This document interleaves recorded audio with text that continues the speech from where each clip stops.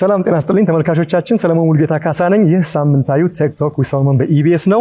ከአፍታ ረፍት ቆይታ በኋላ አዲሱን 28ኛ ምዕራፍ ዛሬ ጀምረናል። ይህ እንግዲህ በ14 ዓመት የሾው ጉዞ ውስጥ 352ኛው ፕሮግራም ነው የሚሆነው። የዚህ መክፈቻ ፕሮግራም ደግሞ እጅግ ልዩ፣ እጅግ በጣም የሚያስደስተኝ ፕሮግራም ነው የሚሆነው። ከ5 ዓመታት በፊት ከክቡር ጠቅላይ ሚኒስትር አብይ አህመድ ጋር በነበረኝ ቃለ ምልልስ ስለ ዲጂታል ኢትዮጵያ ሰፊ የሆነ ራዕያቸውን ለህዝባችን አካፍሎ ነበር በዚሁ ፕሮግራም ላይ። ያኔ ይህ የዛሬውን ጭውውት የምናደርግበት እጅግ አስገራሚ የሆነ ድንቅ የሳይንስ ሚውዚየም አልነበረም። እንዲሁም የኢትዮጵያ አርቲፊሻል ኢንተለጀንስ ኢንስቲትዩት፣ የቴሌኮም ነፃ ገበያ፣ የሞባይል ገንዘብ፣ የብሔራዊ ዲጂታል መታወቂያ፣ የዲጂታል ኢትዮጵያ ስትራቴጂና ፖሊሲ፣ የስታርታፕ አዋጅ፣ የካፒታል ገበያ ባለስልጣን እንዲሁም የኢትዮጵያ ኢንቨስትመንት ሆልዲንግ በሙሉ አልነበሩም፣ ሀሳብ ነበሩ። በጠቅላይ ሚኒስትሩ ውስጥ የታጨቁ ግዙፍ ራዕዮች። የዛኔ ጠቅላይ ሚኒስትሩ በቃለ ምልልሳቸው ላይ የዲጂታል ኢትዮጵያ ራዕይን ካብራሩበት ጊዜ አንስቶ በአጭር ጊዜ ውስጥ ያስመሰከሩት አፈጻጸማቸው ከሀሳብ ወደ ፈጣን እርምጃ መሄድ እንደሚቻል የገቡትን እውን በማድረግ በተግባር አሳይተዋል። ይህንን ግሩም ስኬት ወደኋላ መለስ ብሎ በመዳሰስ አፕሪሺየት ለማድረግ እንዲሁም ቀጣዩን ደግሞ ግዙፍ የሆነ የሳይንስና ቴክኖሎጂ ራዕያቸውን ለህዝባችን ለማካፈል በድጋሚ ለቃለ መጠይቅ እድል ስላገኘው እጅግ በጣም ደስታ ይሰማኛል። ክቡር ጠቅላይ ሚኒስትር እርስዎንም እጅግ አድርጌ አመሰግናለሁ።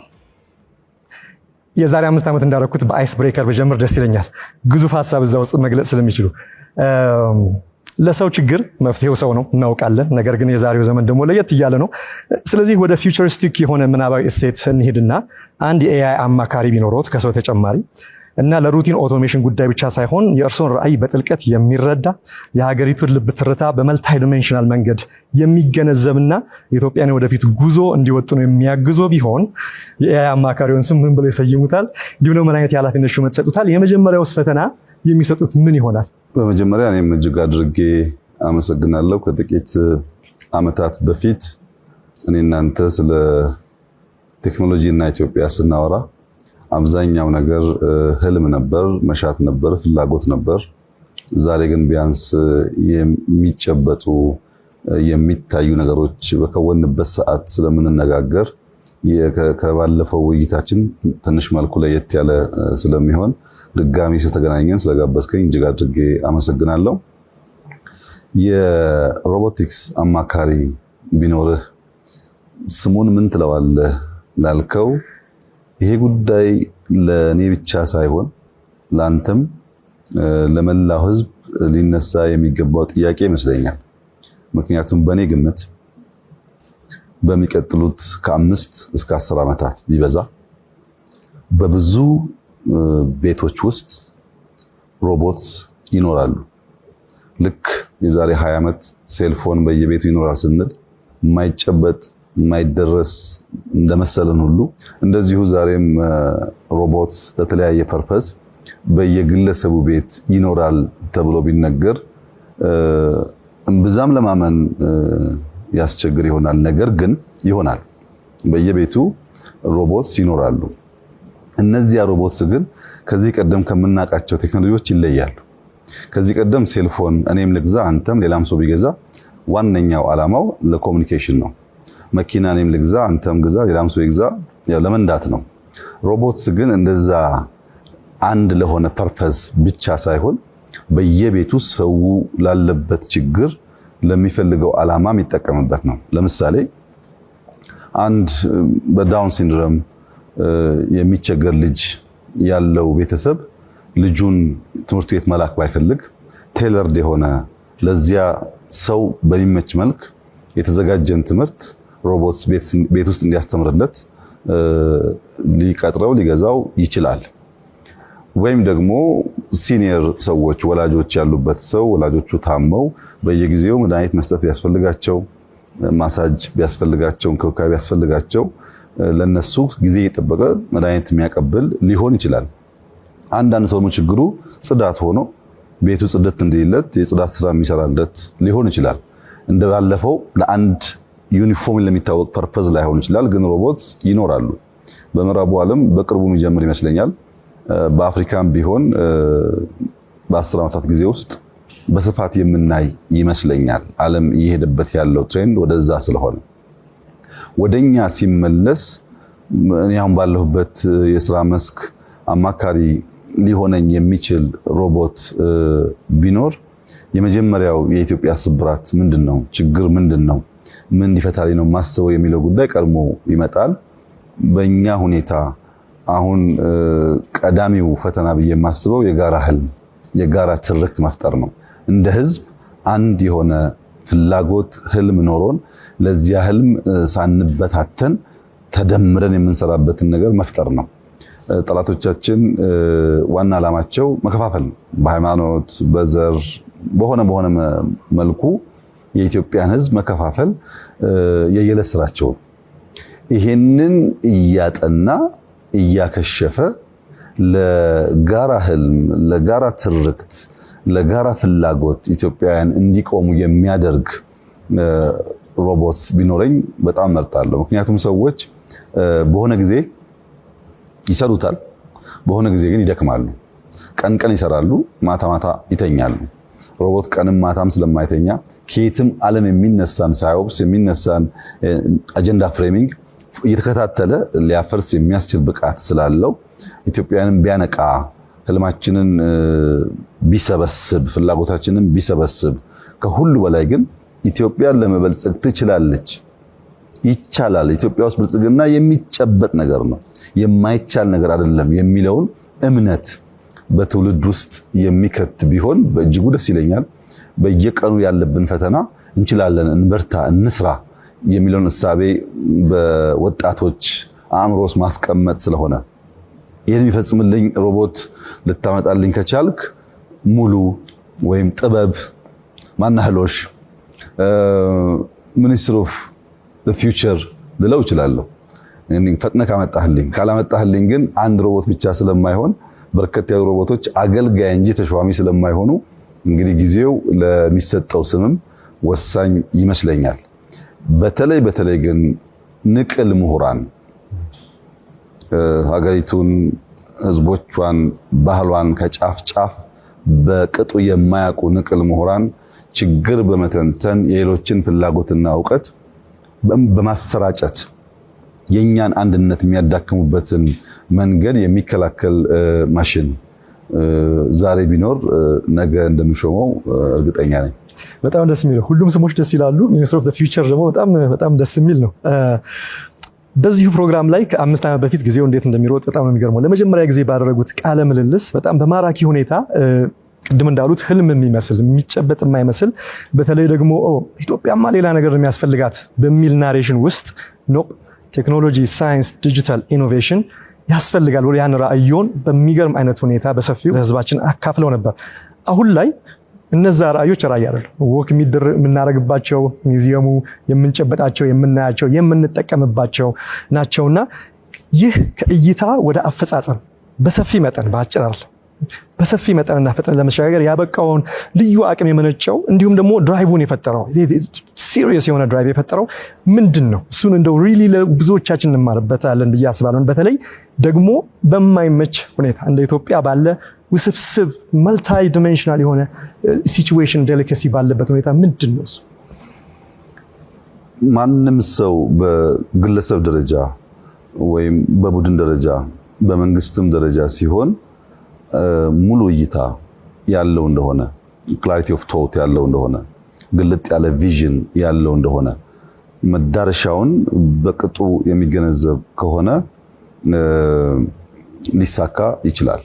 ሙሉ እይታ ከሌለው ግን ሰው በየሄደበት በየፌርማታው ሲቆም መዳረሻ ሊመስለው ይችላል።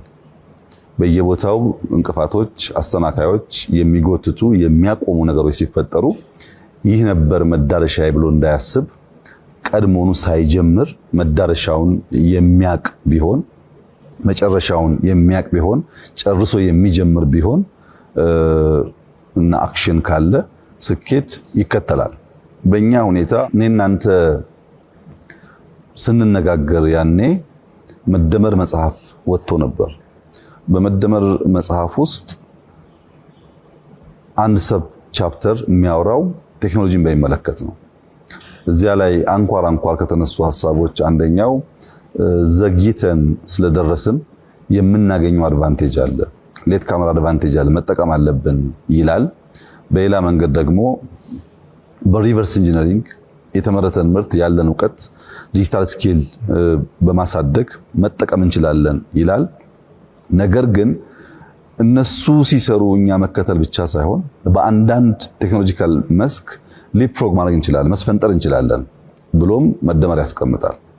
እንግዲህ መበልጸግ ስንል ፕራይመርሊ በዛ እሳቤ ውስጥ 4 ኮር ነገሮች የያዘ ነው። አንደኛው ሃርድዌር ነው። ሃርድዌር ሲባል የኮምፒውተሩ ብቻ ሳይሆን ማንኛውም ኢንፍራስትራክቸር ማለት ነው። ኢንፍራስትራክቸር የምንፈልገውን ነገር ለማሳለጥ የሚያግዝ መሰረት ስለሆነ ሃርድዌር ግንባታው ያስፈልጋል። ያ ሲሟላ ለመበልጸግ እንደ አንድ አንኳር ፒላር ይወሰዳል። ለምሳሌ መንገድ ሊሆን ይችላል፣ ኤሌክትሪክ ሊሆን ይችላል፣ ቴሌኮሙኒኬሽን ፔኔትሬሽን ማሳደግ ሊሆን ይችላል፣ ዳታ ሴንተር መገንባት ሊሆን ይችላል። ሃርድዌር አጠቃላይ ማለት ነው። ሁለተኛው ግን የመበልጸግን መከወን የሚያሳየን ነገር ሂውመን ዌር ነው። ሰው መገንባት አለበት። ያን ለመጠቀም፣ ለማሳደግ፣ ለማሻሻል፣ ለመጠበቅ የሚያስችል ብቃት ሰው ውስጥ መፈጠር አለበት። ሂውመን ዌር ካልተገነባ ሃርድዌሩ ብቻ ኢንፍራስትራክቸሩ ብቻውን ብልጽግናን አያረጋግጥም። ሃርድዌሩና ሂውመን ዌር ባሉበት ደግሞ ኢንፎ ዌር ያስፈልጋል። አሁን የኢንፎርሜሽን ዘመን ነው። በእያንዳንዷ ኢንፎርሜሽን ውስጥ ሰዎች ቢሊየን ያጣሉ፣ ያገኛሉ። በዚህ ጊዜ ውስጥ ኢንፎርሜሽንን ጀነሬት ማድረግ፣ አኩሙሌት ማድረግ፣ ፕሮሰስ ማድረግ የሚያስችል አቅም መፍጠር ያስፈልጋል። ኢንፎዌር ያስፈልጋል ማለት ነው። የነዚህ ሁሉ መቋጫ አራተኛው ግን ኦርጋንዌር። ኦርጋንዌር ከሌለ በስተቀር ኦርጋናይዜሽን ካልተፈጠረ፣ ኢንስቲትዩሽን ካልተፈጠረ፣ ተቋማዊ አቅም ካልሆነ፣ ሰዎች ሲገቡና ሲወጡ ከሰዎች ጋር የሚቆም የሚፈርስ ከሆነ የተሟላ የራዕይ ስኬትና ብልጽግና ሊመጣ አይችልም። እንግዲህ ያኔ ስንነጋገር ከነበረው የመስፈርት መመዘኛ ውስጥ አንዱ ዕውቀትና እውነትን እንዴት ነው የምናየው? ትልቁ ችግር ያለው እውነትና ዕውቀት የሚመዘኑበት ሚዛን ነው። እውነት የስምምነት ውጤት ነው። ሰዎች በሆነ ጊዜ የሚያውቁት እውነት ሊቀየር ይችላል። በሆነ ጊዜ ያላቸው ፕራዮሪቲ ሊቀየር ይችላል። በሆነ ጊዜ ያላቸው ፍላጎት ሊቀየር ይችላል። አለባበሳቸው፣ አመጋገባቸው፣ አነጋገራቸው፣ ውሏቸው ቋሚ አይደለም። እያደጉ ሲሄዱ ሞር ኤክስፖዝ እየሆኑ ሲሄዱ አዲስ ፍላጎት እያዳበሩ ይሄዳሉ። በሆነ ጊዜ የነበራቸው መሻት ወይም ትክክል ያሉት ነገር ሁሌ አይቀጥልም። ዕውቀት ስንል ግን ዕውቀት ማለት ሰዎች በማንበብ ብዛት፣ በማየት ብዛት አንድን ችግር አይተው በመተንተን ብዛት የሚወሰን አይደለም። ዕውቀት ማለት ችግር ፈቺ ማለት ነው። አወክ ማለት አንተ ችግር ፈታህ ማለት ነው። ችግር ለመፍታት በቅጡ ፕሮብለም አናላይዝ ማድረግ፣ አፕሪሺየት ማድረግ ያስፈልጋል። መሰረት ነው። ያን ካደረግክ በኋላ ግን በአክሽን ወደ መፍትሄ ነው መሄድ ያለብህ። ዕውቀት ችግር እስካልፈታ ድረስ በዕውቀት መስፈርት ውስጥ ሊታይ የሚያስችል ብቃት አይኖረው። ነገርየውን በመተንተናችን በመናገራችን ብቻ አይሆንም። ለምሳሌ ግሪን ዎሽ እና ግሪን ሌጋሲን በውድድር እንመልከት። ዓለም ላይ የኢንቫይሮንመንት አጀንዳ፣ የግሪን ትራንዚሽን አጀንዳ የሳር ቅጠሉ ነው። የሁሉም ሀገራት የመሪዎች፣ የአዋቂዎች፣ የተመራማሪዎች ሁሉ አጀንዳ ነው። አስተውለ ከሆነ በየ2 ዓመቱ ኮፕ እየተባለ የሚዘጋጅ ስለ ኢንቫይሮንመንት የሚወራበት ኮንፈረንስ አለ። እኔ እንኳን 2 ጊዜ ተሳትፌያለሁ እና በእነዚህ ኮንፈረንሶች ላይ በጣም በብዙ ሺህ የሚቆጠር ሰው የሚሳተፈው፣ በጣም በርካታ መሪዎች ይገኛሉ።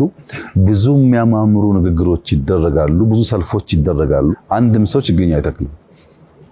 የምናወራው ስለ ኢንቫይሮንመንት ነው። ብዙ ንግግር ነው የሚደረገው፣ ግን ፕራክቲካሊ አክሽን የለም።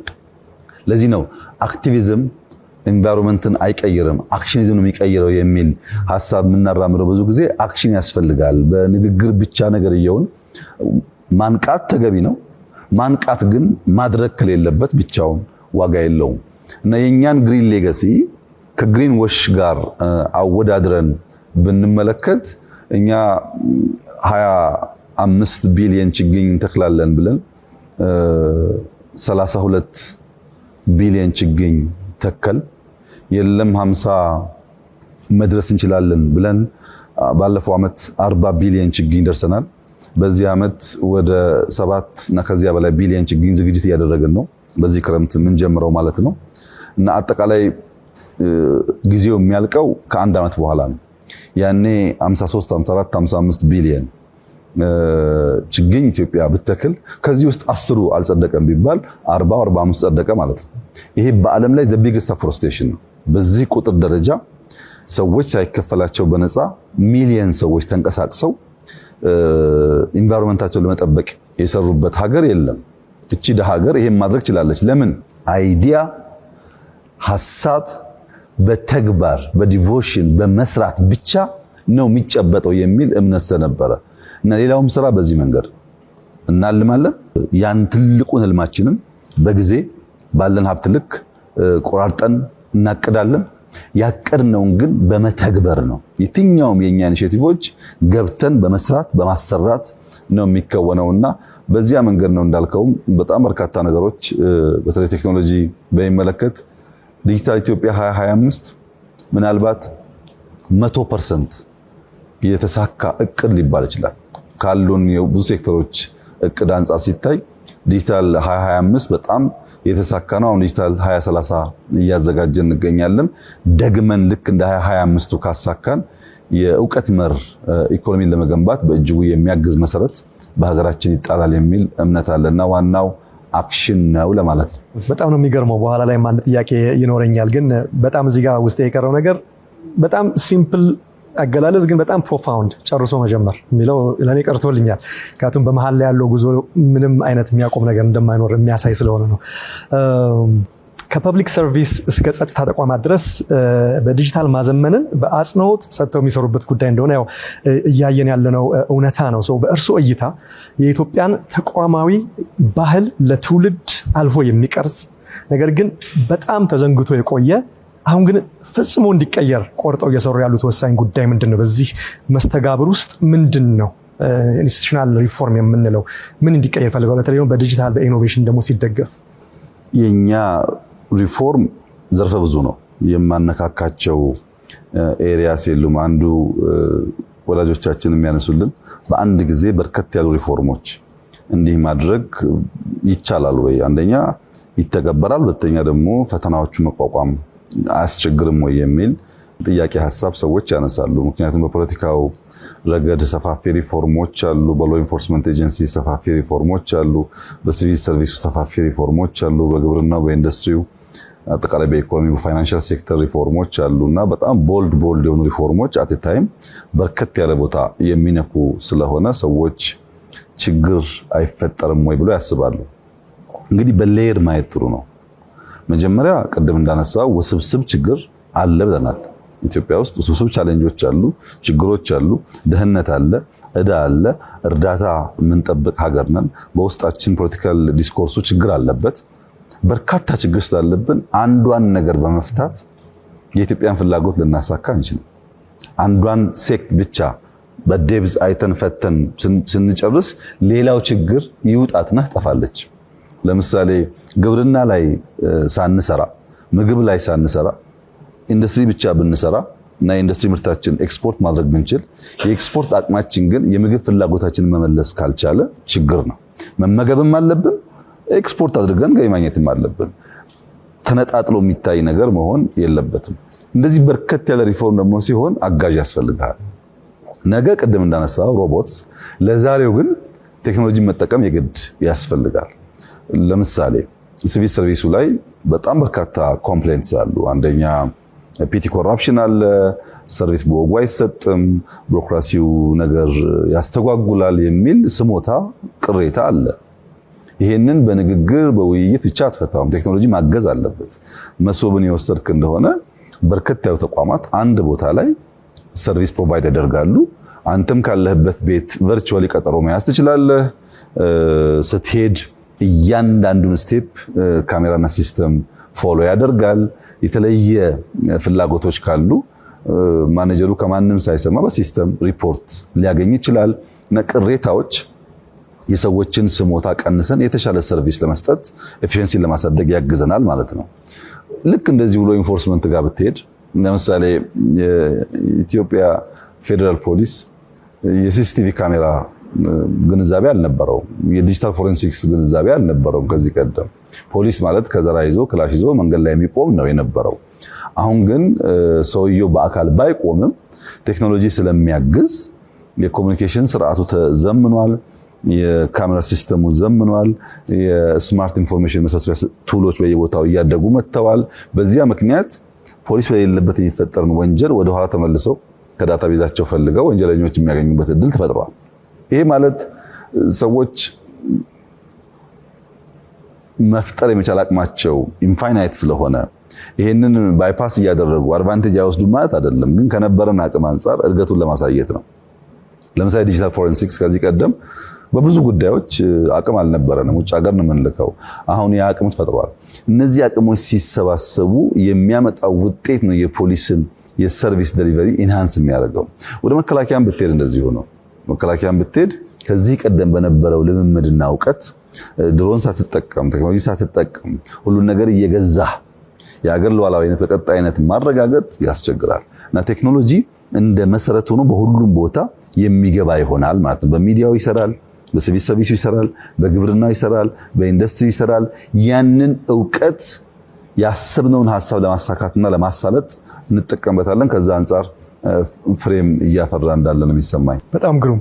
እስቲ ወደ ምንኮራበት ደግሞ አንድ ተቋም ልውሰደው። በተለይ ያ ደግሞ በቀጥታ እርስዎ እጅግ በጣም ጥልቀት ሰጥተው ከሚሰሩት የቱሪዝም ስፔሻሊ ዴፕት ኦፍ የስፓሻል ኢንተለጀንስ ስለ ቦታ ስለ ዳይሜንሽን ስለ ስፔስ ያለውት መረዳት በሚሰራው ገበታ ለሀገር ገበታ ለሸገር በሙሉ በምናየው ነገር እናያለን። ይሄ ደግሞ ሰውን ማምጣት ህዝባችንን ማስደሰት ብቻ ሳይሆን ደግሞ ያለንን ነገር ማምጣት ጋር ይያዛል። ለዚህ ደግሞ ትልቁ ሚና የሚጫወተው የኢትዮጵያ አየር መንገድ ነው። ይሄ ብሔራዊ አየር መንገድ ብቻ አይደለም፣ አህጉራዊ በቴክኖሎጂ የታጀበ ቀዳሚ ተቋማችን ነው።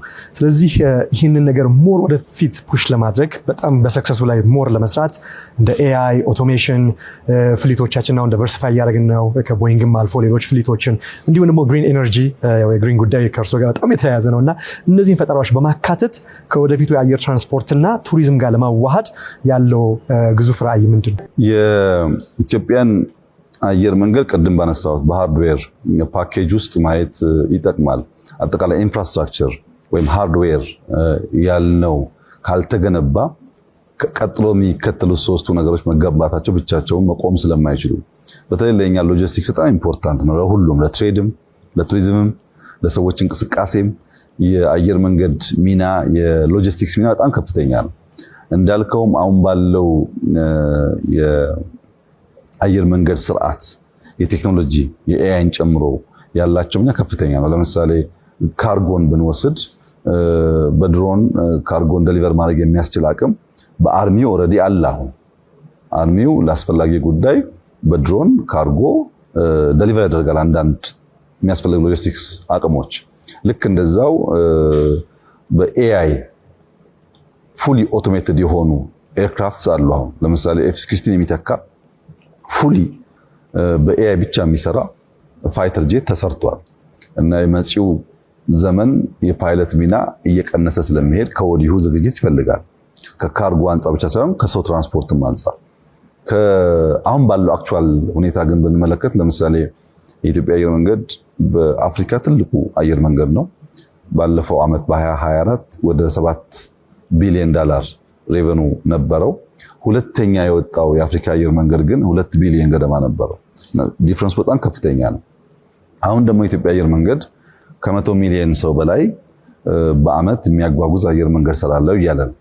100 ሚሊዮን ፕላስ ሰው ማለት በቀን ከ275 ሺህ እስከ 300 ሺህ ሰዎች ይንቀሳቀሳሉ ማለት በአንድ ቀን 300 ሺህ ሰው መቀበልና ማስወጣት አንድ ትልቅ ከተማ ማለት ነው። 300 ሺህ ሰው ይሄን የሚያስተናግድ የአየር መንገድ ቴክኖሎጂ ካልደገፈው በቀር አይሆንም።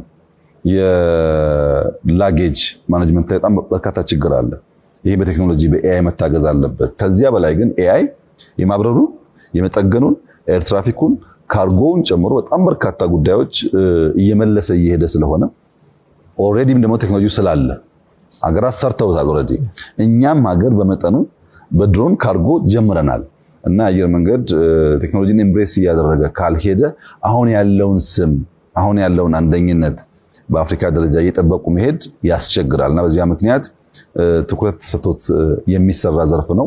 በእርግጠኝነት መጪውን ዘመን በሚዋጅ መንገድ አየር መንገዱ ስሙንና ክብሩን ቦታውን ጠብቆ የሚቀጥል ይመስለኛል። ለዚያ ነው እንግዲህ ከመጣን ጀምሮ የአየር ቁጥር ከእጥፍ በላይ አድጓል። ከሪፎርሙ በፊት በኢትዮጵያ አየር መንገድ አሁን ባለው ኤርፖርት የሚጓጓዙ ሰዎች በጣም ውስን ነበሩ። አሁን ቁጥሩ አድጓል። ያም በቂ አይደለም ተብሎ አዲስ ኤርፖርት እንቅስቃሴ ተጀምሯል እና እያደገ ያለ የአየር መንገድ ነው። ይህ እድገቱ ቀጣይነት እንዲኖረው ቴክኖሎጂ ምንም የማያወላዳ ሚና ነው ያለው። በዚህ አግባብ ነው እንግዲህ የሚሰራው ብዬ አስባለሁ። በጣም አመሰግናለሁ። በሀገራችን እንግዲህ እጅግ ጥበቃ ከሚደረግላቸው ዘርፎች አንዱ ቢሆንም የእርስዎ አስተዳደር በድፍረት የኢትዮጵያ የቴሌኮም ዘርፍን ለነፃ ገበያ ውድድር ከፍቷል። ይሄ እንግዲህ ከሆነ ዓመታት እየተቆጠሩ ነው። በዚህ ሂደት ውስጥ ምን አይነት ተግዳሮት አጋጥሞት ነበር? ለረጅም ለ120 ምናምን ዓመት ተዘግቶ የነበረ ሴክተር ስለነበረ ማለት ነው እና ከዛ ተግዳሮት ባሻገር ደግሞ አሁን ላይ ያመጣው ትሩፋትስ ምንድን ነው? ከዚሁ ጋር እያይዘን በሌሎች ዘርፎች ላይ ምን አይነት ደፋር እርምጃዎችን እንግዲህ እንጠብቅ ከእርሱ? ኢትዮ ቴሌኮም እድሜ ጠገብ ተቋም ነው። መቆየቱ ብዙ ጥቅም አግኝተንበታል። ነገር ግን የሲስተም ፌለር አንዱ መገለጫ መንግስት ከውድድር ውጭ በሆነ መንገድ ተቋማትን እያቆየ ሲሄድ እና ሌሎችን እየከለከለ ሲሄድ እድገት ይገታል።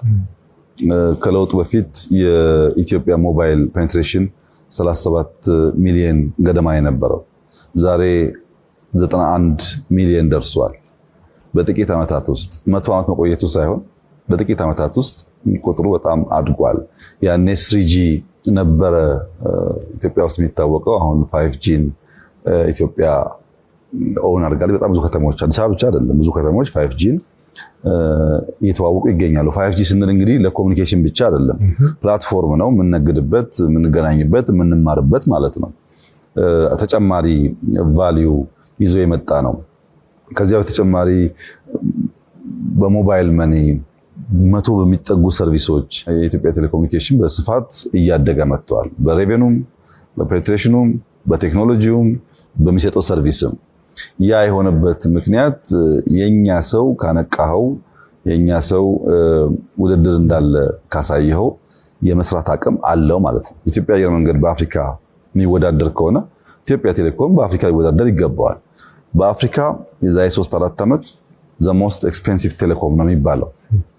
አሁን በአፍሪካ the cheapest ቴሌኮም ኢትዮጵያ ቴሌኮም ነው። በዋጋ አንጻር በሰብስክራይበር ቁጥር አንደኛ ነው።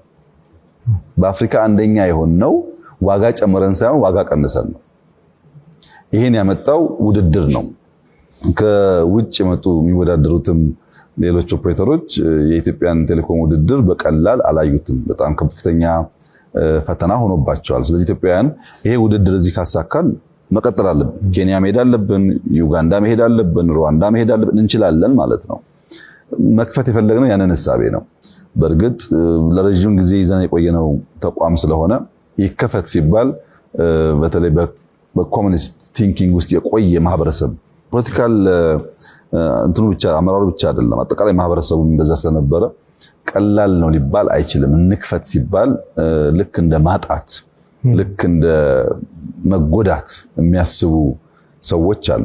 ግን በመክፈት ያደጉ ሀገራት ለምሳሌ አሜሪካን ብትወስድ አሜሪካውን ሁሉም ከውጭ ሀገር የመጡ ዜጎች ወደ ሀገራቸው ይመለሱ ብትል አሜሪካ የሚባል ሀገርና ኢኮኖሚ የለም ማለት ነው። ስትከፍት ስትወዳደር ጉዳት ብቻ የሚታያቸው ሰዎች አሉ። ሪስክ አለው። ሪስኩን ማኔጅ ካደረግን ግን ውጤት ይመጣል የሚል እምነት ነበረን። በዚያው ልክ ፈተናው የምትገምተው ነው፣ ጩኸቱ የምትገምተው ነው። በድፍረት ነው የገባንበት። ተጨማሪ ገንዘብ አግኝተንበታል፣ እውቀት አግኝተንበታል።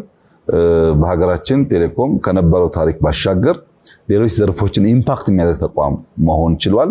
ይህንን በተለያዩ መስኮች እየደፈሩ መሄድ ስለሚያስፈልግ እንግዲህ በፋይናንሻል ሴክተርም አሁን ከፍተናል። የባንኪንግ ሴክተር ተከፍቷል። የምጠብቀው ተመሳሳይ ውጤት ነው። ኢትዮጵያውያን ብዙ ሰዎች የሚችሉ ሰዎች አሉን፣ ልምምዶች አሉን። ፊራችንን ገቨርን አድርገን ማኔጅ አድርገን ከሰራን ተወዳድረን በሀገራችንም በአህጉራችንም ውጤታማ መሆን እንችላለን የሚል እምነት ነው ያለኝ። እንግዲህ በማንኛውም አዳዲስ ህሳቤ ውስጥ ሁልጊዜም ተቃርኖ አለ፣ ፈተና አለ። አይቻልም፣ አይከወንም፣ አይተገብርም የሚል ሀሳብ አለ። ያ ደግሞ ሪስክን እየለኩ መድፈር ይፈልጋል። በዛው አግባብ ነው የሄድነው።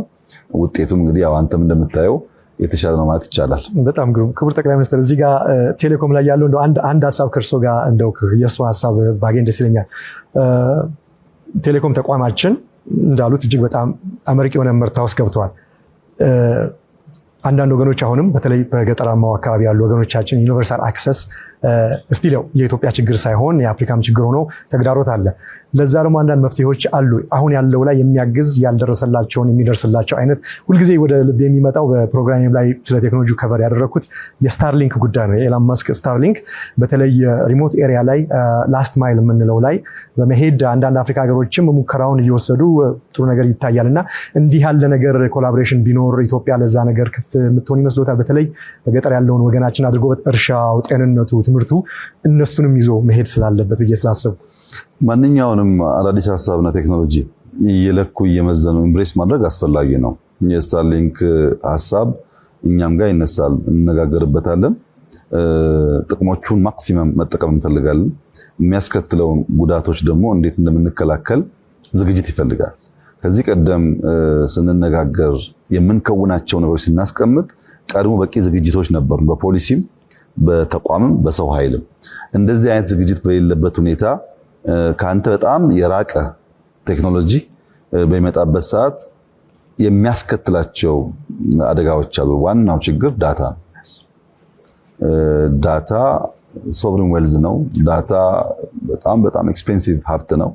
ይሄንን እንዴት አድርገን ነው ሶቨሪን ዳታ ቤዝ ኖሮን ሶቨሪን ክላውድ ኖሮን የምንጠብቀው የሚለውን ነገር ካልተዘጋጀን በቀር የራሱ የሆነ ችግር አለበት። ከዚያ በመለስ ስታርሊንክ ብቻ እኮ አይደለም። አሁን ሳተላይት እኮ እንጠቀማለን፣ ፋይበር ኦፕቲክስ እንጠቀማለን፣ ልክ እንደነሱ ማለት ነው። መሰረተ ልማቱ ያው ነው።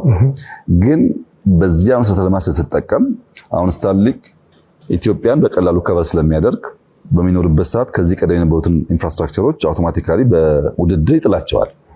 አብዛኛውን ዳታ መቆጣጠር አቅም አለው። ያ ዳታ የት ይሆናል? እነዚህ ጉዳዮች ከተመለሱ ቴክኖሎጂን ኢምብሬስ ማድረግ፣ ተደራሽነትን ማስፋት፣ ፕሪፈሪ ኤሪያስ ሪሞት ኤሪያ ያሉ ዜጎቻችን ቴክኖሎጂን እንዲጠቀሙ ማድረግ የኛም ፍላጎት ነው። አማራጭ መንገዱ አንድ አይደለም። የራስ ሳተላይት መኖር፣ ስታርሊንክ መጠቀም፣ ፋይበር ኦፕቲክስ ማስፋፋት፣ ቢቲኤሶች አንቴናዎች በስፋት ማስፋት፣ ከነዚያ ውስጥ የቱ ለሴኩሪቲም ለሀብትም ለእውቀትም አዋጭ ነው የሚለውን እያዩ መሄድ ይፈልጋል። ንግግሩ ግን አለ። በጣም ግሩም። ስለ ሞባይል ገንዘብ እንጫወት። ይሄ መቼም አንዱ ትልቁ ሰክሰስ የዚህ መከፈቱ ኮምፒቲሽኑ ቦልድ የሆነው ቪዥን ያመጣው ነገር ነውና ምናልባትም በእኛ ባህል ውስጥ በእኛ ህዝብ ውስጥ በሀገራችን ውስጥ ከጥቂት ዓመታት በፊት ህዝባችን በትሪሊየን የሚቆጠር ብር በእጁ ሳይቆጠር እንደዚህ እያደረገ በሞባይል ገንዘብ በዲጂታል መንገድ ያስተላልፋል ብሎ ማሰብ ቅዠት ነው የሚመስለው። የሚታሰብም ነገር አልነበረም። ያ ሆኗል እና እንደ ቴሌብር ባሉ ፕላትፎርሞች መጨመር የተነሳ ዲጂታል ክፍያዎች የዕለት ተዕለት ህይወት አካል እየሆኑ ሄደዋል። ሰው በካሽ ለመክፈል ስትሬንጅ እንደ እንግዳ የሚሆንበት ጊዜ ውስጥ እየመጣን ያለ ነው which is good። ስለዚህ ዲጂታል ፋይናንስ እና እንደዚህ የመሳሰለው አሰራር ምቾት ብቻ ወይም ኮንቪኒየንስ የምንለው ብቻ ነው የሚያዩት ወይስ እርሶ ደግሞ ጠለቅ ባለ እይታ የኢትዮጵያን መደበኛ ያልሆነ ኢኮኖሚ ወደ መደበኛ ስርዓት የሚከት ግብር የሚከፍልና ብድር የሚገባውን የስነ ምህዳር ለማደስ ቁልፍ መሳሪያ አድርገው ነው የሚያዩት? ምንድነው ስለዚህ ያለው እይታ? የሞባይል መኒ ወይም ዲጂታል ፋይናንስ በጥቅሉ አዲስ ማህበራዊ ውል ነው። ኒው ሶሻል ኮንትራክት ነው። ከዚህ ቀደም አንስቼልህ እንደሆነ እርግጠኛ አይደለሁም። የዛሬ 15 17 18 ዓመት አካባቢ የኢትዮጵያ ንግድ ባንኮች ከአንድ ብራንች ወደ ሌላ ብራንች ገንዘብ ሲያስተላልፉ በሄደ ትመዘገባለህ፣ ፎርም ትሞላለህ፣ ዘንድ በፋክስ ነው ወደዛኛው ጫፍ የሚሄደው እና ያ ነገር መቀየር አለበት የሚል ሐሳብ እኔና ጓደኞቼ እናነሳ ነበር። ያኔ ኢንሳ የነበርኩት ለመጀመሪያ ጊዜ ኤቲኤም ወደ ኢትዮጵያ እንዲገባ ያደረግነው እኛ ነን። በነገራችን ላይ ፋክስ ቀርቶ የኢትዮጵያ ንግድ ባንክ ከብራንቾቹ ጋር በዋይድ ኤሪያ ኔትወርክ ተገናኝቶ ኮሙኒኬት ማድረግ እንዲችል የሚያስችለውንም ኢንፍራስትራክቸር የገነባ ነው እኛ ነን። ግን በጣም ፈታኝ፣ ብዙ ጭቅጭቅ ያለበት፣ ብዙ ንትርክ ያለበት እንደዚያ ፋይዳው የጎላ ጉዳይ ሳይሆን የጥፋት ሐሳብ ይዘን እንደመጣን የሚታይበት ጊዜ ነበርና ጉዳዩ እስከ መንግስት ድረስ ደርሶ ጠቅላይ ሚኒስትሩ ጋር ሐሳቡ ቀርቦ ከብዙ ጭቅጭቅ በኋላ ነው ትንሽኛም ጠንከር ያለ አቋም ስለነበረን የንግድ ባንክን ፕሮጀክት ወስደን ብራንቾቻቸው በጣም ውስን ነበር ብራንቹ በዋይድ ኤሪያ ኔትወርክ እንዲገናኙና በእነሱ መካከል ያለው ማንኛውም የዳታ ትራንዛክሽን በዲጂታል ፎርም እንዲሆን ያደረግነው። ያ በራሱ ያስገኘው ጠቀሜታ ትልቅ ነው። ወደ ሞባይል መኒ ግን ሲመጣ እንዳልከውም ቅዠት ነው ይመስለው። የዛሬ 5 ዓመት 6 ዓመት ሰው ለእናቱ ለአክስቱ ለእህቱ ገንዘብ መላክ ቢፈልግ ቢደውልላት ልጄ በዓል እኮ ደረሰ ረሳኸኝ እንዴ ብላው ግዴለም ልክልሻለሁ ካለ በኋላ ታክሲ መያዝ አለበት፣ ባንክ መሄድ አለበት፣ ወረፋ መጠበቅ አለበት፣ ፎርም መሙላት አለበት፣ ከዛ ብር ቆጥሮ እንዳልከውም ብሎ መስጠት አለበት። ከሰጠ በኋላ ግን ከሆነ ጊዜ በኋላ ደውሎ ደረሰሽ ወይ አልደረሰም፣ እሷ ደግሞ ሄዳ መጠየቅ አለባት ባንክ ቤት። አሁን ስልክ እያወራ ብር እኮ የለኝም እያለች ንግግራችሁ ሳይጠናቀቅ በደቂቃ ውስጥ የምትፈልገውን አማውንት መላክና እዛው ደርሶኛል ቴንኪው ልትባል ትችላለህ። ይሄ ከኤፊሽንሲ አንጻር ያለው ጠቀሜታ በጣም በጣም ከፍተኛ ነው። በብር ማሸጋገር ብቻ ግን አይደለም። ለምሳሌ አንድ ሰው ብድር ለመውሰድ በየትኛውም ጥቃቅን መስክ ውስጥ የሚሰማራ ሰው ብድር ለመውሰድ የሚያልፍባቸው ፕሮሰሶች ቢያንስ 1 ሳምንት ይፈጃል። ቢያንስ ነው። ግን አንድ ወጣት ድንች አንድ ቦታ ላይ አገኘ። 10 ኩንታል ድንች በረከሰ ዋጋ አገኘ። ግን መግዣ ገንዘብ የለውም። ቨርቹዋሊ አሁኑ መበደር በአንድ ሰዓት መበደር ቢችል እና ድንቹን ገዝቶ ከተማ ቢወስድ እጥፍ ማትረፍ እየቻለ ብዙ ብር ማትረፍ እየቻለ አንተ ለማበደር የምትወስደው ጊዜ ቀናት የሚወስድ ከሆነ ድንቹ ይበላሻል፣ ነገሩ ተበላሸ ማለት ነው። አሁን አንድ ኮኦፕሬቲቭ ባንክ ብቻ ብትወስድ ለ1.3 ሚሊዮን ወጣቶች 20 ቢሊዮን ብር ገደማ በሞባይል መኒ በፋይናንሻል ኢንክሉዥን አበድሯል። ይሄ ሁሉም ባንኮች አግሬሲቭሊ ከሰሩ ቢሊየንስ ኦፍ ዶላርስ ማበደር የሚያስችል አቅም አለን ማለት ነው። ያ ካፒታል ሐሳብ ወዳላቸው ፍላጎት ወዳላቸው ጉልበት ወዳላቸው ሰዎች ሲፈስ ምን ያክል ቦታ ስራ እንደሚፈጥር፣ ስንት ኪስ እንደሚሞላ፣ ስንት ጓዳ እንደሚያብስ ማሰብ ትችላለህ። ሰው ሐሳብ እያለው በገንዘብ እጥረት ምክንያት ሐሳቡን ሊጨነግፍ ይችላል። እና ሞባይል መኒ እንደ አዲስ ማህበራዊ ውል የሚወሰደው በኤፊሽንሲ ብቻ አይደለም። ካሽን የመጠቀም ፍላጎታችን መቀነሱ ብቻ ሳይሆን ብዙ ትርፋማ የሚያደርጉ ሴክተሮችን ነካክቷል እና በጣም ትልቅ እመርታ ነው። ዛሬ 51 ሚሊዮን ሰው ገደማ በሞባይል መኒ ኢትዮጵያ ውስጥ ይጠቀማል። 51 ሚሊዮን ፖፑሌሽን ያላቸው የአፍሪካ ሀገራት ጥቂት ናቸው እና ከአንድ ሀገር ሙሉ ፖፑሌሽን በላይ ህዝብ ነው የሚጠቀምበት። ደግሞ ሞባይል መኒ በጣም ለየት የሚያደርገው ኢንተርኔት ዲፔንድ ያደረገ አይደለም። ኢኮኖሚያችንን ኢምፓክት እያደረገ ነው። ቢዝነሳችንን ኢምፓክት እያደረገ ነው። የሰዎችን ላይፍ እያቀለለ ነው። እንደዚህ ያለ ጠቃሚ ቴክኖሎጂዎችን ብሬስ እያደረጉ መሄድ ያስፈልጋል ብዬ በእጅጉ አምናለሁ። በጣም ቢዩቲፉሊ ፑት። በተለይ ሶሻል ኮንትራክት ነው አዲሱ ሶሻል ኮንትራክት በደንብ በዲጂታል ካፕቸር ሲደረግ የሚያመጣው ትሩፋት፣ በተለይ አሁን ክሬዲት ሂስትሪ ቢልድ ማድረግ የመሳሰለው። ስለዚህ አንድ ሰው አምኜ ባበድረው የሚለውን ፕሮፋይል መገንባት ከተቻለ አሁን ያሉት ብድር መጠን እየጨመረ እየተመለሰ የሚሄድበት ሁኔታ አለና በጣም በጣም ግሩም ነው። እንግዲህ በእርሶ እይታ ከራእይ ውስጥ አንዱ ግዙፍ ወደምለው እኔም በጣም ወደምወደው ቶፒክ ነው የሄደው የአርቲፊሻል ኢንተለጀንስ ጉዳይ ነው።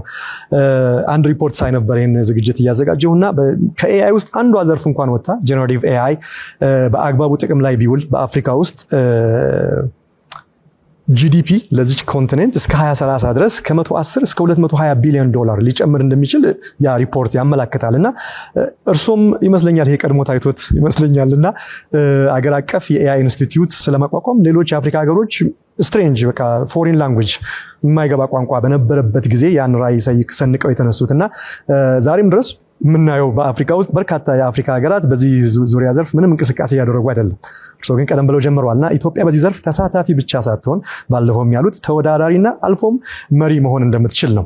ለዚህም ማሳያው እንግዲህ አጭር ዕድሜ ያለው በጣም የምንወደው የኢትዮጵያ አርቲፊሻል ኢንተለጀንስ ኢንስቲትዩት ያስመዘገበው ግሩም ውጤት ነው እና ስለዚህ ኢንስቲትዩት ቅኝት እኛ ስናወራ ሀሳብ ነበር ኤአይ ኢንስቲትዩት፣ ዛሬ ተቋም ነው። ስለሱ ትንሽ እንደው ቢያጫውቱንና ዓለም በዚህ ዘርፍ እያጠነጠነ ባለበት በዚህ ዘመን ኢትዮጵያ በዓለም አቀፉ የኤአይ መድረክ ላይ ያላትን ሚና በተመለከተ የረዥም ጉዞ ደግሞ ራዕዮን እስቲ ቅዶን ቢያጫውቱን። ተግዳሮትም ስላለው ነው አሁን ኮምፒውቲንግ ፓወር፣ ዳታ፣ በቂ የሆነ የሰው ኃይል፣ እነዚህን ተግዳሮቶችም አብረን እንዴት አድርገን እየቃኘን እንሄዳለን። እንግዲህ በሁሉም መስኮች ኤአይ ብቻ ሳይሆን በሁሉም መስክ የነበረን አንድ ስብራት ብለን የለየነው መዘግየት እና መቆጨት ነው። ምንም ነገር ሲጀምር እንዘገያለን፣ ካለፈ በኋላ ደግሞ እንቆጫለን። ይሄ ጠባሳ ያልመታው የቴክኖሎጂ ዘርፍ ኢትዮጵያና አፍሪካን የለም። ምንም ነገር ሲጀመር እኛ አንሽቀዳደምም፣ አንከተልም። ካለፈ በኋላ ግን እኛ እስከመቼ ደሃነን እስከመቼ ችግርተኛ ነን? ቁጭቱና ሮሮ በጣም ብዙ ነው። ሁለተኛው ከዚህ ጋር የሚያያዘው ስብራት የሌላ አብዝቶ ማድነቅ የራስን ማራከስ ነው። ሰምዌር ስናየው የገረመን ያስደመመን ነገር እኛ ጋር ስናየው ይረክስብናል። ይሄ የአፍሪካ ስብራት ነው፣ የኢትዮጵያ ስብራት ነው። ለምሳሌ እኛ ኤአይ በምንልበት ጊዜ ከአንተም ጋር ከዚያም በፊት ስለ ኤአይ በምናገርበት ወቅት እውነት ለመናገር በዓለም ላይ አንድም መንግስት በመንግስት ደረጃ ይሄን አጀንዳ ብሎ አልያዘውም። ተቋማት ቢሰሩ ነበሩ። ባደጉት ዓለማት ተቋማት ይሰራሉ፣ ምሁራን ይሰራሉ፣ ግን የመንግስት አጀንዳ አልነበረም። በአፍሪካም እንዲሁ። ኢትዮጵያ ውስጥ ኤአይ በምንልበት ሰዓት አሁን ቤዚክ ቴክኖሎጂ ሳይኖር አሁን ኤአይ የምትሉ እናንተ ማን ናችሁ ተብሏል። ግን የመዘግየትን ጣጣ በብዙ መስክ ስለቀመስን ዳግም ያ ችግር እንዳያጋጥም አትሊስት በበቂ ደረጃ መጠቀም የሚያስችል መሰረት መጣል አለበት የሚል እሳቤ ስለነበረን ነው የጀመርነው።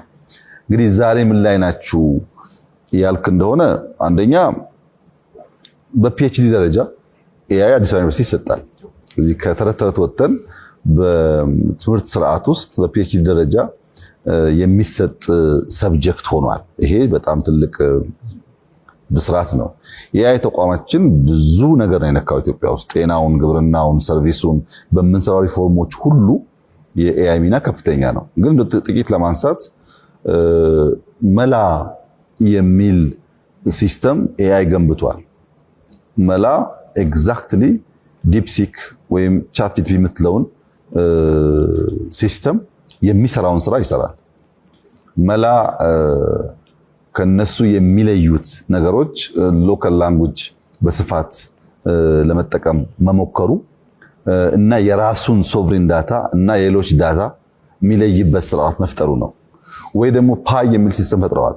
ለምሳሌ ለአንድ ኩባንያ ኢንቨስትመንት ሲመጣ ዲው ዲሊጀንስ ለመስራት፣ ስፒች ለማዘጋጀት፣ ቶኪንግ ፖይንት ለማዘጋጀት፣ ስለ አንድ ግለሰብ ለማወቅ በመንግስታት ደረጃ እንደከዚህ ቀደሙ በርካታ ሰው ቀጥረን አንሰራም። ፓይ የሚል ሲስተም ኤአይ ሰርቷል። በሁላችን ቢሮ ውስጥ አለ። ያ ሲስተም በጣም በርካታ መረጃዎች ፕሮቫይድ ያደርገናል። የሚያንሰን ነገር ከሌሎች ወስደን እንጠቀማለን። አሁን የአፍሪካ ኤአይ ሰሚት አዲስ አበባ ላይ ይካሄዳል። በዚህ ሰሚት ሰሞኑን እንደምናየው 1000 ገደማ ድሮን ስዋርም ድሮኖች ያሉበት ሾው ይታያል። ያኔ ስለ ድሮን ስናወራ የነበረውና ዛሬ ግን 1000 ድሮን ሰማይ ላይ ለቀን የተለያየ ነገር ጽሁፎች ምናምኖች የምናየው 1000 ድሮን 1000 ሰው መድበናል ነው ኦፕሬት የምናደርገው። ኤአይ ነው የሚሰራው። ስለዚህ ኤአይ እንዴት ማሽን ማንቀሳቀስና ነገሮች መግለጥ እንደቻለ ኢትዮጵያ ውስጥ የሚታይበት ዘመን ደርሰናል። ይሄ በብዙ ዓለማትም ጥቂት ቦታ ከሚታይ በስተቀር ኤቭሪዌር የሚታይ ነገር አይደለም። ግን ኤአይ ላይ የነበረው ነገር ምንድነው? አንደኛ የዳታ ጄነሬሽን አቅም አለን ወይስ የለም? እኛ በጣም ዲቨርስ የሆነ ቋንቋ ሶሳይቲ ያለን ዩዝ ያለን ቅድም እንዳነሳሁት ሰፊ ሞባይል ተጠቃሚ ወጣቶች ያሉበት ሀገር ነው። ዳታ ጄነሬት ማለት ከባድ አይደለም። አንዳንድ ጥናት እንደሚያመለክተው ከ100 ሺህ በላይ ኮንቴንት ክሬተርስ ኢትዮጵያ ውስጥ አሉ። ዳታ ጄነሬት ያደረገን ነው ባይገባንም ሀብትነቱ ባንጠቀምበትም።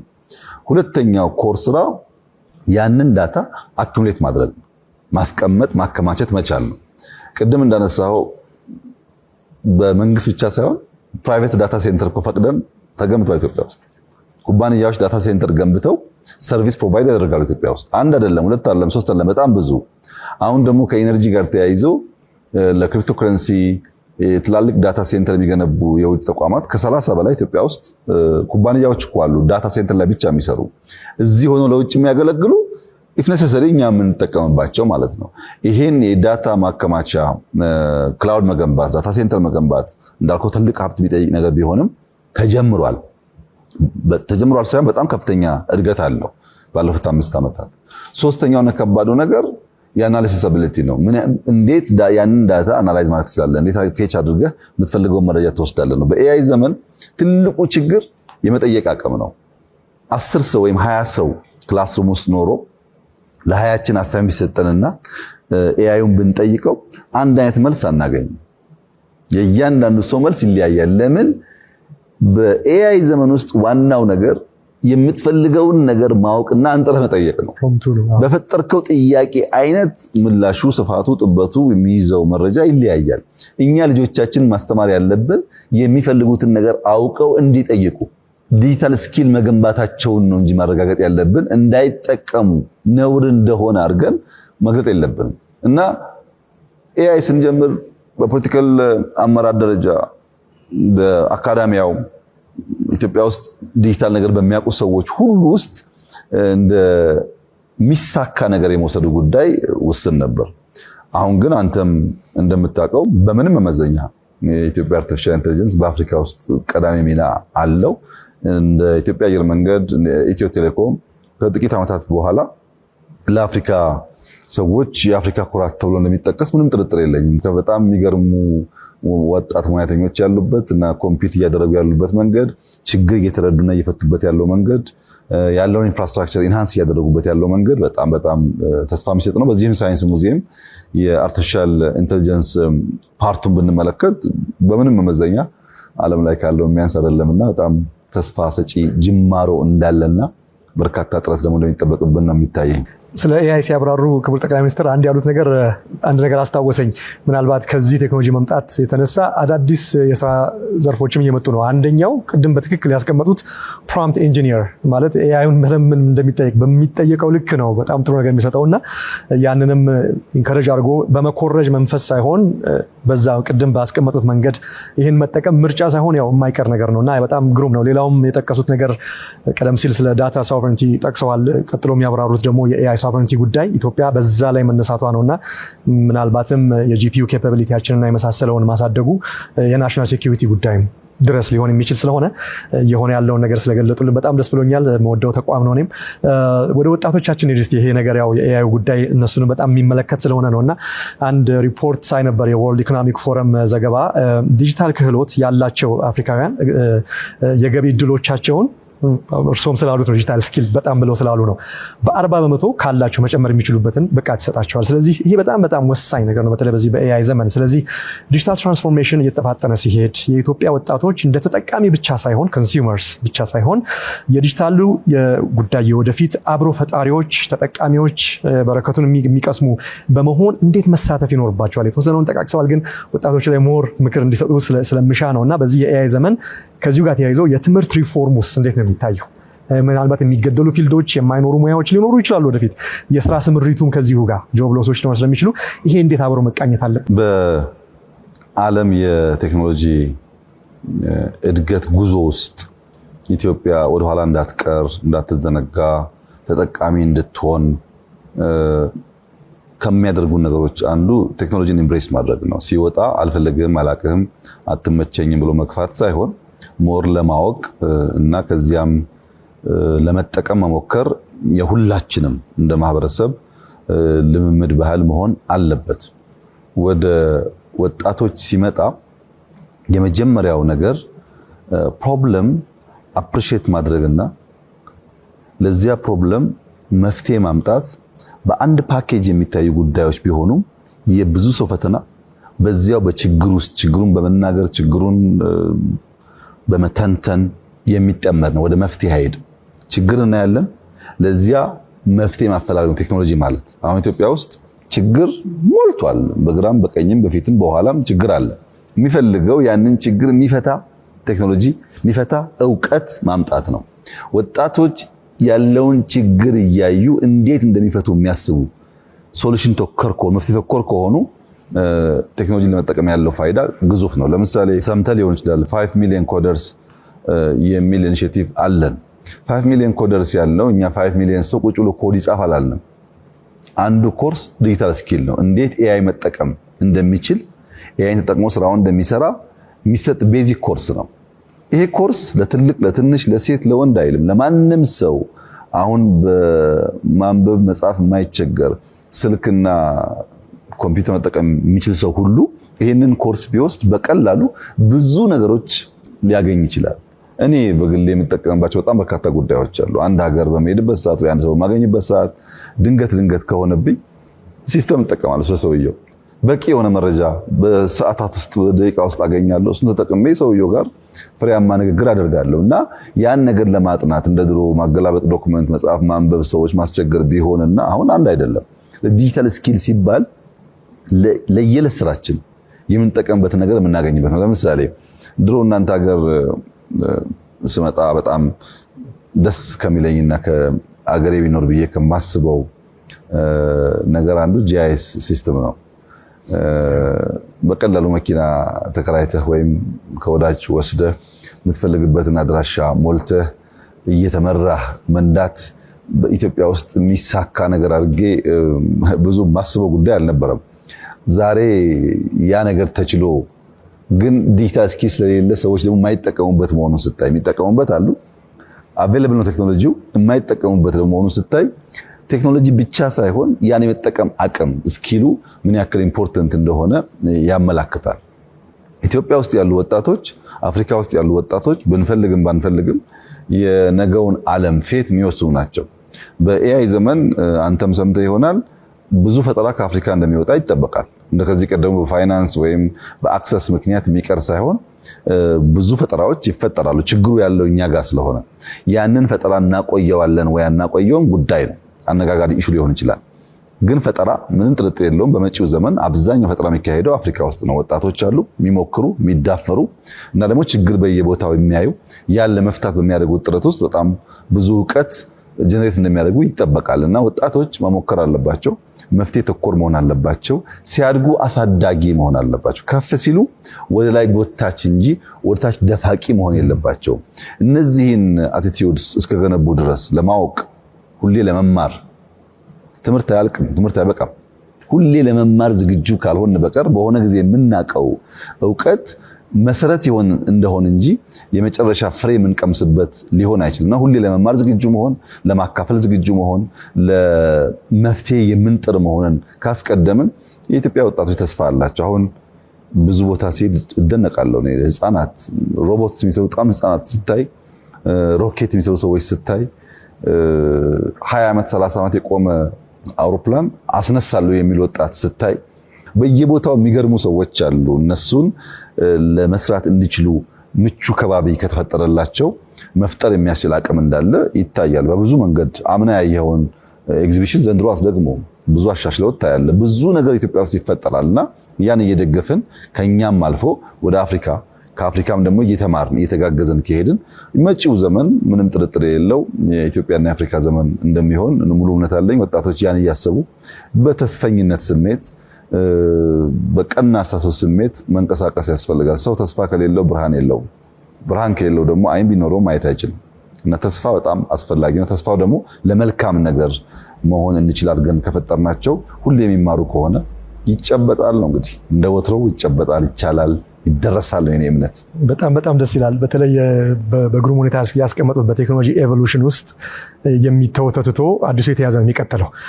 ይህም አንድ ኮንሰፕት አለ፣ የሚያውቁት ኮንሰፕት ክሪኤቲቭ ዲስትራክሽን፣ የተቃርኖ ይመስል ቃል ነገር ግን ምርጫ ነው፣ የምርጫ ጉዳይ ነው። በሚጠፋው ሳይድ ሳይሆን በክሪኤቲቭ ሳይድ ሁሌ የሆኑ ሜዲያ ያስፈልጋል።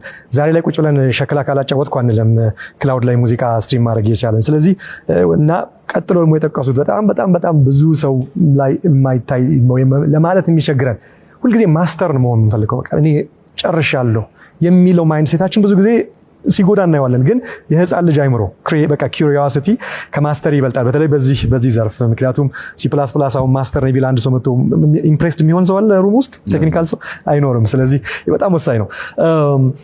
ቅድም አነሳዋለሁ ያልኩት ጋር ልምጣ።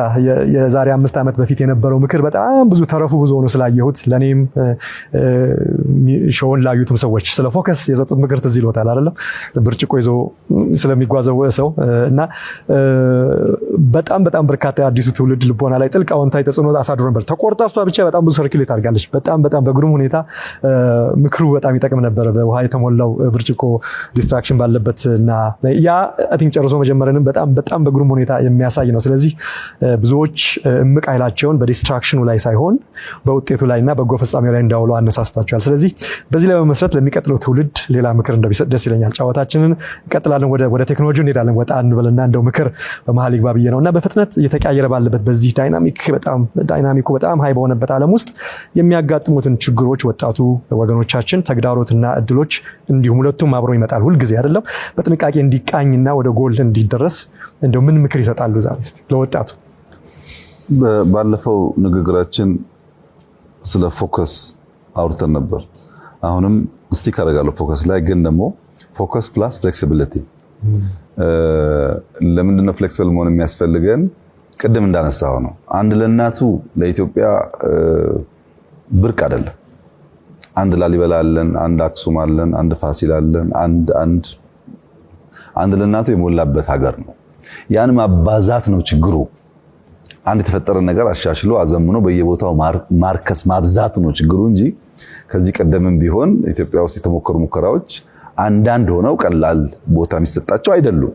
ለምሳሌ ተቋም ኢትዮጵያ አየር መንገድን መገንባት የቻለ ሀገር ለምንድን ነው የውስጥ ተቋማት ያልገነባው የሚል ጥያቄ ፕላስ ኦር ማይነስ 99% ኢትዮጵያውያን ነው ማኔጅ የሚያደርጉት የሚያስተዳድሩት።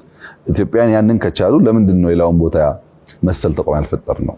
በሁሉ መስክ አንድ ለእናቱ የሆነበት ምክንያት ቅድም እንዳልከው አንድ ነገር ስናቅ በቃ ስታክ እናደርጋለን። ለምሳሌ በ60ዎቹ ፖለቲካ በሰባዎቹ የተሳተፉ ሰዎች ያኔ የሚያውቁትን ታክቲክ ያኔ የሚያውቁትን ኖሃው ዛሬ አፕላይ ማድረግ ይፈልጋሉ። ቴክኖሎጂው ተቀያይሯል። እነሱም የማይገባቸው በጣም በርካታ ነገሮች ተፈጥረዋል።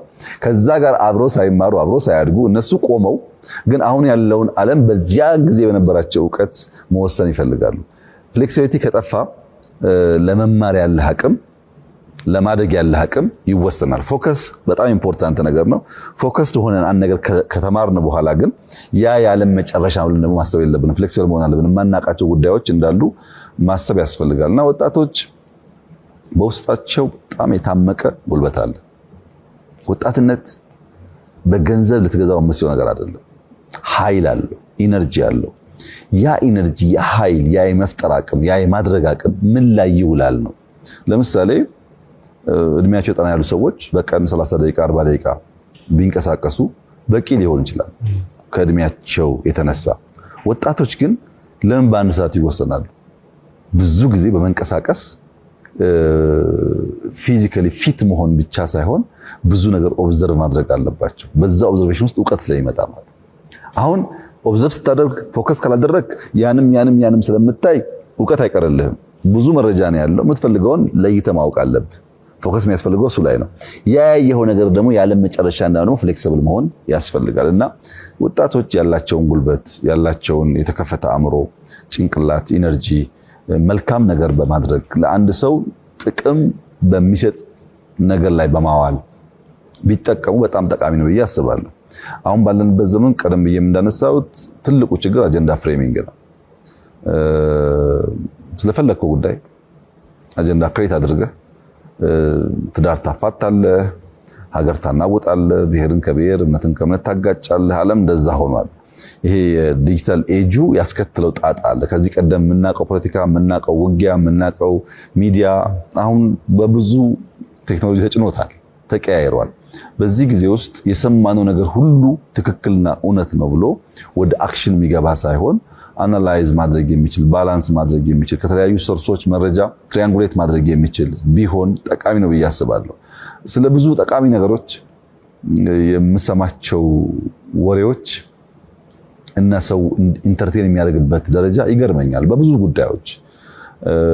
ግን ተስፋ የማደርገው እንዳልኩህ ጨርሶ የመጀመር ልምምድ ስላለ ባለቀ ነገር ውስጥ ትውልድ አይቶ ይፈርደዋል በሚል ይታለፋልና ወጣቶች ሚስ እንዳያደርጉ ለመማር የሚንቀሳቀሱ የሚያዩ ፍሌክሲብል የሆኑ ማኑቨር ማድረግ የሚችሉ የሚሰሩት ማንኛውም እንቅስቃሴ ግን ሰው ለመርዳት ለመጥቀም ሰው ለማንሳት እንዲሆን በቀና መንፈስ ተስፈኞች ቢሆኑ ህልመኞች ቢሆኑ ጥሩ ነው ብዬ አስባለሁ። በጣም ብዙ የሚገርሙ ወጣቶች ኢትዮጵያ ውስጥ ግን አሉ። የሚገርሙ ከዚህ ቀደም ስራ ስንሰራ የማታ ሽፍት አያስፈልግም ኢትዮጵያውያን አይሰሩም ተብሎ ነበር። አዲስ አበባ ላይ ጀመር። ጅማ ሄደን ስንጀምር ጅማማ ሰው ከጫት ላይ ተነስቶ ስራ አይሰራም ተባለ። አሁን የማታ shift ወጣቶች ቀጥሎ ይሰራሉና እድሉ ካለ ቶሎ የመማርና የማደግ ፍላጎት ያላቸው በጣም በርካታ ወጣቶች አሉ። ባለን የወጣት ቁጥር ልክ ግን ማደግ ይኖርበታል ብዬ አስባለሁ። ክቡር ጠቅላይ ሚኒስትር በአጭሩ ፋይዳው ምንድነው? ፋይዳ ዘርፈ ብዙ ነው። ራዕዮና ጉዞ ውስጥ በጣም ወሳኝ ብለው እንደ ሌጋሲ የሚያስታውሳቸው እርምጃዎች የትኛዎቹ ነው ብለው ያስባሉ? በሳይንስ ሙዚየም ሊያስታውሱ ይችላሉ። በአርቲፊሻል ኢንተለጀንስ ሊያስታውሱ ይችላሉ። በሰርት ሊያስታውሱ ይችላሉ። የመጀመሪያው ሳተላይት ወደ ሰማይ ወጣችው በእኛ ጊዜ ነው። በስፔስ ቴክኖሎጂ ሊያስታውሱ ይችላሉ።